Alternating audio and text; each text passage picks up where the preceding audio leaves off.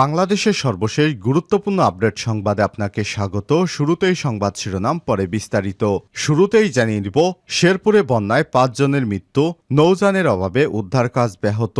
টানা প্রবল বৃষ্টি আর উজান থেকে নেমে আসা পাহাড়ি ঢলে শেরপুরে সীমান্তবর্তী ৪ উপজেলায় কমপক্ষে ২০টি ইউনিয়নের ১২২টি গ্রাম আকস্মিক বন্যা কবলিত হয়েছে। বন্যায় লাখ লাখ মানুষ পানিবন্দী হয়ে পড়েছে। এরই মধ্যে ৫ জনের মৃত্যুর সংবাদ পাওয়া গেছে। এখনও নিখোঁজ রয়েছে বেশ কয়েকজন। নৌযানের অভাবে উদ্ধার কাজ ব্যাহত হচ্ছে বলে জানিয়েছে স্থানীয়রা। এরপর জানিয়ে দিব, পরিবর্তন হচ্ছে ব্যাংক নোটের নকশা, থাকছে না শেখ মুজিবের ছবি। অন্তর্বর্তীকালীন সরকার ২০ টাকা, ১০০ টাকা, ৫০০ টাকা এবং ১০০০ টাকার নোট নতুন করে ছাপানোর ঘোষণা দিয়েছে। নতুন ব্যাংক নোটে শেখ মুজিবুর রহমানের ছবি থাকবে না। এসব নোট বাজারে আসতে প্রায় ১.৫ বছরের বেশি সময় লাগতে পারে। জানাবো, প্রধান উপদেষ্টার সঙ্গে বৈঠকের পর যা জানালো হেফাজত ইসলাম বাংলাদেশের কেন্দ্রীয় যুগ্ম মহাসচিব ঢাকা মহানগরের আমির মাওলানা মামুনুল হক। এদিকে ময়মনসিংহে মেডিকেল কলেজের ২৮ শিক্ষার্থী বহিষ্কার। ময়মনসিংহ মেডিকেল কলেজ ক্যাম্পাস এবং হোস্টেলে বিভিন্ন অপরাধে জড়িত থাকার অপরাধে ২৮ জন শিক্ষার্থীকে বহিষ্কার করা হয়েছে। গতকাল কলেজ সভাকক্ষে অনুষ্ঠিত একাডেমিক কাউন্সিলের সভায় এই সিদ্ধান্ত নেওয়া হয়েছে। তাদের বিরুদ্ধে ক্যাম্পাসে চাঁদাবাজি, মাদক সেবন, সন্ত্রাসী কার্যকলাপ এবং বৈষম্যবিরোধী ছাত্র আন্দোলনের শিক্ষার্থীদের উপর হামলার অভিযোগ পাওয়া গেছে।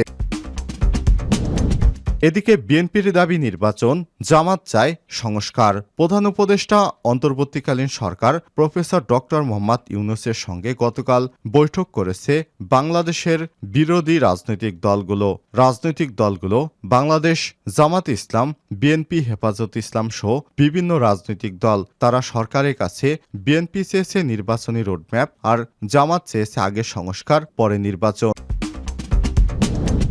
এবং সর্বশেষ জানিয়ে দিব, গাজায় কেন্দ্রীয় মসজিদে ইসরায়েলি হামলা, নিহত ১৮। ফিলিস্তিনে অবরুদ্ধ গাজার একটি কেন্দ্রীয় মসজিদে হামলা চালিয়েছে ইসরায়েলি বাহিনী। এতে ১৮ জন নিহত হয়েছে, আহত হয়েছে বেশ কয়েকজন। আল জাজিরার প্রতিবেদনে বলা হয়েছে, ইসরায়েলি যুদ্ধ বিমানগুলো মসজিদে বোমাবর্ষণ করে, যেটি দেইর এল বালার আল আকসা শহীদ হাসপাতালের কাছে একটি কেন্দ্রীয় মসজিদে বাস্তুচ্যুত লোকজনদের আশ্রয়স্থল ছিল। সেখানেই দখলদার বাহিনী হামলা চালিয়েছে। প্রিয় দর্শক, এতক্ষণ শুনছিলেন সংবাদ শিরোনাম, এবারে বিস্তারিত।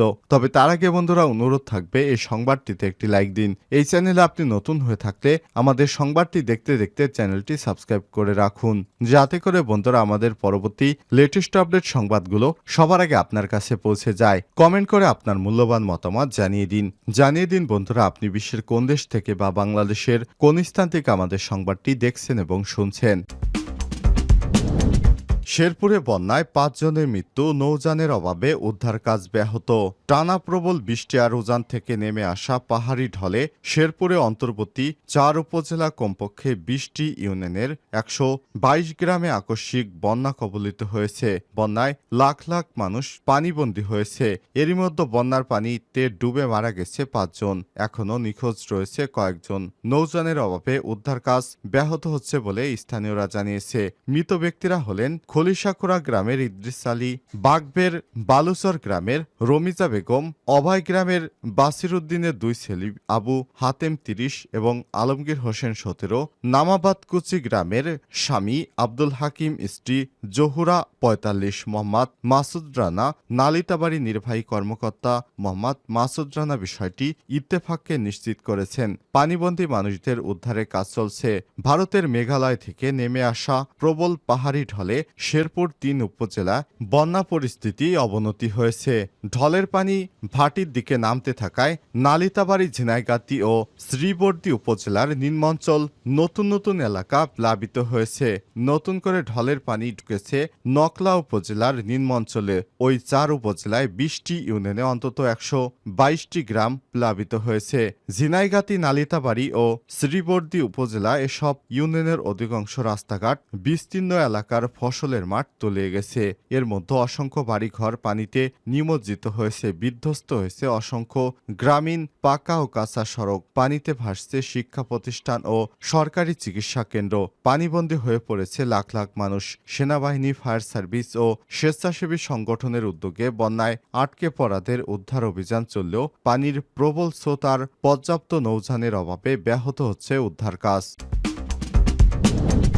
বিএনপির নির্বাচনের দাবি, অপরদিকে জামাত চায় আগের সংস্কার। প্রধান উপদেষ্টা অধ্যাপক ডক্টর মোহাম্মদ ইউনূসের সাথে অনুষ্ঠিত সংলাপে বিএনপি আগামী নির্বাচনের রোডম্যাপ দাবি করলেও জামাত গুরুত্ব দিয়েছে সংস্কারে। একই দিনে অনুষ্ঠিত সংলাপে নানা সংস্কার প্রস্তাব তুলে ধরে বিভিন্ন রাজনৈতিক দল। প্রধান উপদেষ্টাদের সাথে আলোচনার শেষে বিএনপির মহাসচিব মির্জা ফখরুল ইসলাম আলমগীর বলেছেন, নির্বাচন আমাদের ১ নম্বর প্রায়োরিটি। তবে নির্বাচনের রোডম্যাপে আমরা সরকারের কাছে কোনো মাস দিনকাল নিয়ে কথা বলিনি। শনিবার বিকেলে বিএনপির পরপরই প্রধান উপদেষ্টার সাথে সংলাপে বসে বাংলাদেশ জামাতে ইসলাম। সংলাপ শেষে জামাতের আমির ডাক্তার শফিকুর রহমান বলেছেন, আমাদের দেয়া দুটি রোডম্যাপের মধ্যে একটি হবে সংস্কার, আরেকটি নির্বাচনের। সংস্কার হবে আগে, তারপর নির্বাচন। গত ১১ই সেপ্টেম্বর জাতির উদ্দেশ্যে দেয়া ভাষণে অন্তর্বর্তীকালীন সরকারের প্রধান উপদেষ্টা অধ্যাপক ডক্টর মোহাম্মদ ইউনূস রাষ্ট্র সংস্কারে ৬টি সংস্কার কমিশন গঠনের ঘোষণা দেন। মূলত এই সংস্কার কমিশনগুলোকে দলগুলো কিভাবে সহযোগিতা করতে পারে সেটি নিয়ে মতামত চাওয়া হয় এই সংলাপে। একই সাথে দেশে বর্তমান পরিস্থিতিতে দলগুলোর কাছ থেকে মতামত নেওয়া হয়। প্রথম দিনের সংলাপে বিএনপি, জামাত ইসলামী আন্দোলন, গণ অধিকার পরিষদ, আমার বাংলাদেশ এবি পার্টি ছাড়াও এদিন ৩টি আলাদা রাজনৈতিক জোটের সাথে বৈঠক করেন।